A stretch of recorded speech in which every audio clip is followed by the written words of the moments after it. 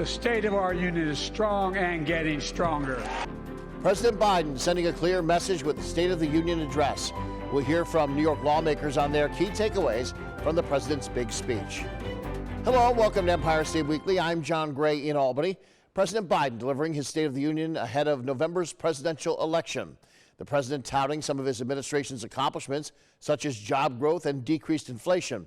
He also struck what could be called an aggressive tone, regularly challenging former President Donald Trump and Republicans in Congress, calling on the House to vote on that bipartisan border security bill. Oh, you don't like that bill, huh? That conservatives got together and said it was a good bill? I'll be darned. We are looking now to New York representatives in Congress for their reaction to the State of the Union address. First, we'll be getting reaction from Representative Paul Tonko, Democrat, representing the 20th Congressional District. Then we'll be hearing from Representative Mark Molinaro, a Republican representing the 19th. I thought it was a terrific speech. It was high on energy, high on achievements, and high on a vision for America. Opportunities that still exist, unfinished business that he wants to go forward with.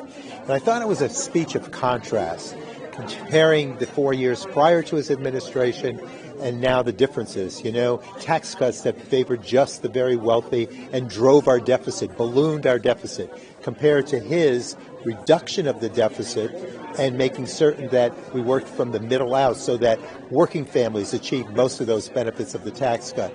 Looking at addressing climate change, great work done so far, creating green energy jobs, clean energy jobs, moving forward with that agenda, building advanced manufacturing, clean energy manufacturing, talking about these efforts to now bring back the spirit of America, make it in America, export it to the rest of the world, not the reverse, which had been happening. So I think it was full of hope, full of optimism, full of achievements that he touted, and certainly a high energy speech that really showed the folks out there that he's rare to go.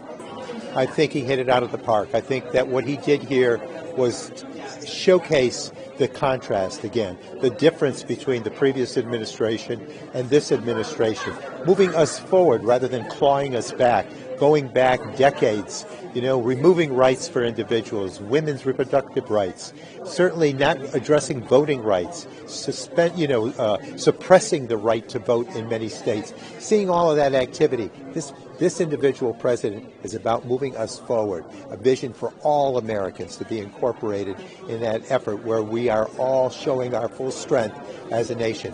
I thought the plan for moving forward with housing, the plan to transform tax policy into a more fair, more just outcome, working to continually build manufacturing and expand healthcare opportunities, reduce those costs for healthcare.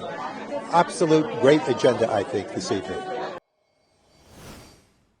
Congressman Mark Molinaro, thank you for joining us again and talking about the State of the Union. Welcome to the show. Glad to be back. Thanks a lot. I'll talk about the elephant in the room to some degrees. Immigration, the border, number one issue on a lot of polls, including the recent Siena poll here. He waited 40 minutes to get into that. What did you make of that it was a little bit buried in the speech, and then what he had to say about it, kind of putting it all on the GOP? Well, he kind of described it pretty well. I was very disappointed the president didn't really honestly or earnestly confront the crisis of his own making. I mean, 80 separate executive actions this president took that basically emboldened and incentivized a crisis. And frankly, not only surrendered the southern border to drug cartels, but has been engaged. This administration has been engaged in the mass transportation of undocumented individuals to cities and states across America. Now, I get it. We have a divided government, and this is obviously an important issue. So we're going to have to negotiate to a bipartisan agreement. But the president should own and take responsibility for his part in this crisis. He could have turned to the speaker and said, "These are the 3 executive steps I'm going to take. Now meet me at the table and let's start negotiating." Instead, he continues to simply gaslight Americans and ignore the crisis that he's helped to create. He keeps saying the bill's there, he'll sign it, but what's the issue with the bill on the GOP side? There's things in there that have nothing to do with securing the border that don't belong in this bill? Well, let's be clear. The House of Representatives has adopted a border security bill. It's the strictest and strongest in generations. I understand that it's stricter than the president wants, and it may not be what the Senate wants to take up. But we have a bill that's been sitting on the desks of senators for months. The Senate hasn't adopted a bill. In fact, they haven't moved their own idea forward for a vote. And they can blame other people, and they can be cynical like the rest of us, but at the end, like others. But at the end of the day, we should be negotiating a real solution. And while there were components of the Senate proposal that make sense, supporting law enforcement, enhancing the asylum-seeking process, it still enabled the continued transportation of individuals by the federal government to cities and states across America. It continued catch and release, kind of like cashless bail in New York, catch and release at the border. And so it was just insufficient. But I get it. Here, listen, if the Senate believes that's its best offer, we have our strictest offer, and now you negotiate. The Senate wasn't elected to do what the House is, what I was elected to vote on. I wasn't elected to do what the Senate expects of me. I was elected to do what upstate New Yorkers expect of me. And I believe our bill that strictly secures the border, that confronts catch and release, ends it, reestablishes remain in Mexico, and streamlines the asylum-seeking process so there's background and vetting. I believe that's the place to start from. And I wish the president would reach across the aisle and unify us toward a negotiated agreement. What he did talk about in the first 10 minutes or so, I noticed, was what they call reproductive care, which is really a lot of it's the abortion issue. He almost chastised the justice sitting a few feet in front of him there. He pointed out that it was a big issue for them in 2020, 2022, and he feels like that the abortion issue is going to really resonate with women and perhaps help him win. Where do you stand on that? Yeah, let's be very clear early. Women in America need to know that we love, respect, and support them. And in states like New York, we need to support them irrespective of the choice they make. And what that means is being sensitive and respectful of that. And I believe that. And I've opposed any establishment of a national ban. I don't want Congress engaging and imposing itself on states. The president chooses to vilify instead of unify. And I just think that this is a moment where we need to ensure in places like upstate New York, there's access to prenatal and neonatal care, that those women who choose to bring a life with a disability in the world have the support, those who wish to support adoption, and those who ultimately do have to make a difficult choice, that they have the support, the tools, and the access to quality health care. That's what we ought to be talking about. We live in a part of the country in upstate New York where we live in healthcare deserts. We need to expand access to care. And if the president talks like that in a unifying way, he's going to find members like me who want to expand telemedicine, who want to be sure there's access to mental health care, and so that everyone everywhere has access to the quality care they deserve. But we start and must start by respecting and supporting women regardless of the choice they make. He also talked up his economy, and I wondered, does that ring true for people when they still are going to the grocery store and looking at the bill and having to make choices of what to put back on the shelf because they don't have, the money to buy the groceries that they could have bought a few years ago? Where do you land on that the reality is going to override what he was saying in the speech? Upstate New York families know the reality. We know when we go to the grocery store, there's half as much cereal in the box and it costs twice as much. We know that over the course of the last 4 years, because this president and the Congresses before me infused trillions of dollars in the American economy, that the prices of goods and groceries have only gone up. And so we know this because we live it. And I've lived and worked in upstate New York every day of my adult life. We know the struggle and the challenge and the reality that Americans and upstate New York families, farmers, and small businesses face. It's not the reality. It's not the rhetoric that they heard from the president last night. Because of decisions he's made, inflation still remains too high, costs remain too high. And again, when you live in a part of the country that too often has government ignore it and too often has to drive too far to get access to goods and services, we know that things cost too damn much. And we need a government, a president that respects us and is focused on reining in those costs. I noticed his oratory was set at a 10, the energy level, some of the shouting sometimes. Do you think that was a deliberate attempt to sort of offset people saying, well, the Sleepy Joe stuff, the doddering old guy? I mean, he was ready to go last night. What was your take on that energy level he brought? Well, I often wonder, right? I'm honored to be in the room, but when you're in the room, you hear something slightly different than you hear on television. And so I'll leave to my friends and neighbors across upstate New York to determine what they heard. But what I did here was not a unifying speech. It was divisive. It was very heavy on rhetoric. And frankly, as I said, I felt more like I was at the Democratic National Convention than at the State of the Union. And I'm hopeful that we can navigate through this period of time where Americans do need us working together to solve problems, not vilifying one another. I wish the president would have taken that tack last night. He didn't, but he'll still find somebody in me willing to honestly and earnestly work to solve problems if that's where he wishes to meet. And it looks like these are our two candidates, right? I mean, there's still some court stuff going on with Trump, but that seems to be breaking his way with being delayed and all those things. Are we looking at these two in the fall, you think? I suspect we are. I'm looking forward to earning the support of residents across upstate New York. You know, we have the redistricting maps completed in New York, so we now have upstate New York 19 is complete. It stretches from Rensselaer, adds Rensselaer County, stretches from Rensselaer County and Columbia County along the Massachusetts-New York line, all the way out across the Hudson River, Catskill Mountain, southern tier to Ithaca, New York. And so I affectionately refer to this as the place where upstate meets downstate. But for me, the next several months are about delivering for the people I represent and earning and continuing to earn their support to continue to be their voice here in Congress. And I just would say, this district is a place that I know well. I've spent every day of my adult life working and serving and responding to the people that live within and around these communities throughout upstate. And frankly, it's a place that I know I love and people that I love working for and working with. And I'm looking forward to continue to serve. We'll have to leave it there. Congressman Mark Monauer, thank you for coming on the show today. We do appreciate it. Anytime, you bet. Thanks, be well.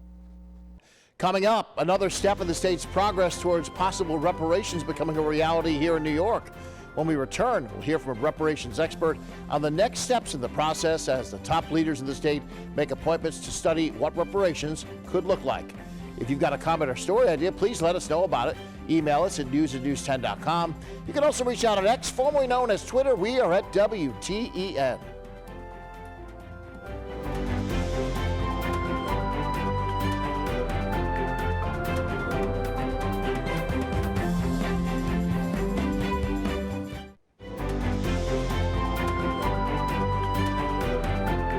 Welcome back to Empire State Weekly. I'm John Gray in Albany. The state's plan to study what reparations could look like here in New York State are beginning to take shape. Governor Hochul and other top state leaders naming their appointees to the commission that will study what reparations would look like. The 9-person commission will study the impact slavery had on modern New York residents, and then they'll make recommendations to lawmakers. Those recommendations could look like cash payments, but will also likely include other benefits to help address the lasting impact of slavery. Joining us now to give additional insight into the reparations process, Cheyenne Daniels, a race and political reporter for the political news website The Hill. Cheyenne, thanks for coming on today. Thank you for having me. This issue has been around for a while. It always seems, from my perspective, it bubbles up. Democrats seem to talk it up. Republicans and a lot of the conservative sites go crazy, and then it sort of goes away, and then it comes back up. Lately, though, it seems like it's an issue it's got some something to it. It's sticking around, and people are taking action finally. Is that a fair assessment of where we are with reparations? I think that's an absolutely fair representation. You know, we're seeing a lot of movement at state and federal levels, including federal leaders trying to enact reparations now, a package of legislation that would not only establish a task force to study what reparations across the nation would look like, but begin to dole out those reparations. So happening at all levels of government right now. I know, like in California, it was like the thing that got the headlines was like 1.2 million or something along those lines. Some huge number got put out there. I don't know, was that number even accurate, or was that sort of just one thing that was floated? And well, I'll let you address that first before I get to the second part of the question. Yes, so the California Reparations Task Force, when they finished and wrapped up their study, which had been going on for several years, what they came to the conclusion of was that those living in California who were under certain qualifications could qualify for up to $1.2 million. It wasn't saying that everybody would suddenly get 1.2, but you had to be able to identify that you were harmed by certain policies such as redlining, which the task force outlined in their report to the governor. Now, the second part of the question is that reparations is not just about cash or money, people getting handed a check. It's also other ways that there can be a course correction for people saying, look, you were wrong in the past. Let's help you in these ways. Talk about that a little bit. It's not just money, right?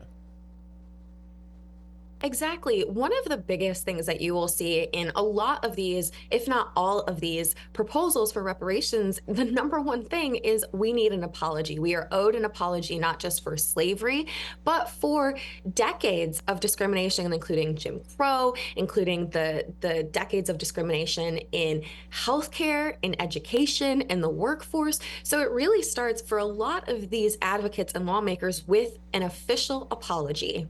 So I've heard some people say, look, nobody today is a slave. Nobody around today owns a slave. So we need to just let this entirely go and stop, basically grabbing at that scab and pulling it off by looking back so many decades or even a century ago. But the lasting effects of it, I'm assuming that the other side's arguing, are still here, even though, yes, they're not slaves. Yes, they don't own slaves, but they're still dealing with the ramifications of what happened, where they started out.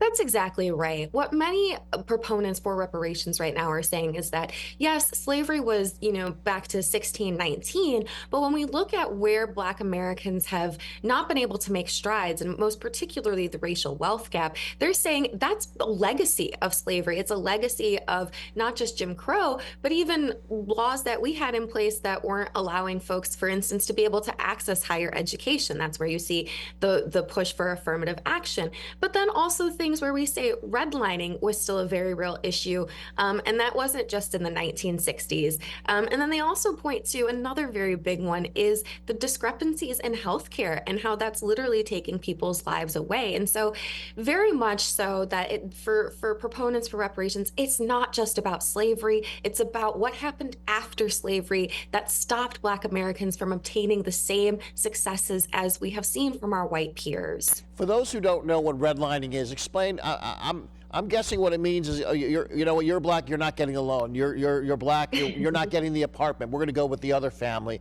Is that where it falls under? Essentially, so redlining was government sanctioned policies that essentially, as you mentioned, stopped Black families from being able to access the capital that they needed to be able to live in homes. But more than that, it also regulated Black families into certain neighborhoods that were underfunded, underserved, and where many have still been forced to be in today, even without those policies in place. Right now, we're in budget time here in New York with our capital. I'm sure every state's going through the same issue with their budgets, where everybody lobbies and says we need more money, from the teachers to roads and bridges, and the governor and lawmakers say, hey, we don't have enough money for all this stuff. Is there enough money to do reparations in any of these states, from what you're hearing, or maybe is it not so much financial, but more changing some rules to making it easier for people to get a leg up? So that's the big question. Because if you ask certain people, as you were saying, the answer is no, we don't have the money for it. But then you look to places such as Evanston, Illinois, which was actually the first city in America which not only passed reparations legislation, but has been giving out that money for Black families. And sometimes there have been those who have suggested maybe it's not necessarily in the form of a cash check, maybe it's in the form of tax breaks, maybe it's in the form of how do we help your business, just different ways to conceptualize what that financial aspect would look like. But it's definitely one of those conversations that many are trying to understand. Is it a cash check or something else that we can give? And last question, they just are putting together the commission here in New York to begin the process of studying it.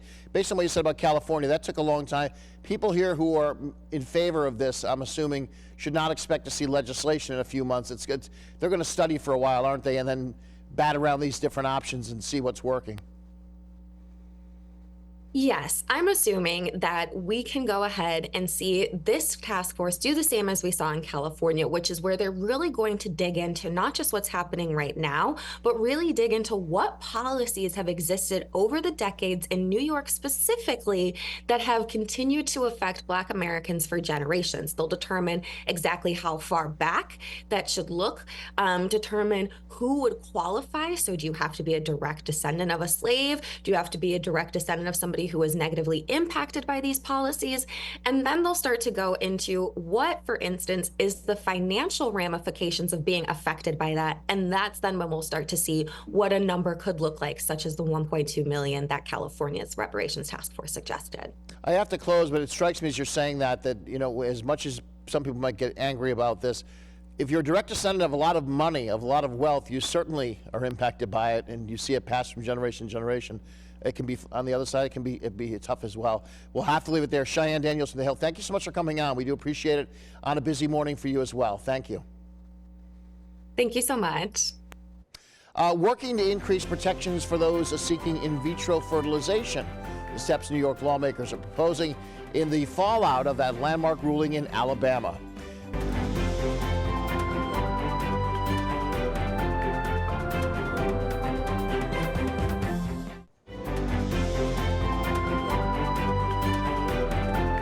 Welcome back to Empire State Weekly. I'm John Gray in Albany. A state lawmaker responding now to that controversial ruling at Alabama Supreme Court that determined embryos are legally considered children in that state. State Senator Jack Martin's a Republican sponsoring legislation which states any human embryo outside of the uterus is not considered an unborn child. Martins explains he's hoping to avoid confusion among doctors, hospitals, and families who are dealing with this issue. In New York State, we should always prioritize families and people having children and not put obstacles in the way that would prevent people from actually being able to have a child. Alabama also taking steps to protect IVF. A law signed this week will protect providers from prosecution. Major providers had stopped services following the Supreme Court over concerns about civil liabilities. Stick around, back with a look at the week ahead in just a bit. And a reminder, if you have a comment or story idea, please let us know about it. You can email us at news@news10.com. You can also reach out on X, formerly known as Twitter. We are at WTEN.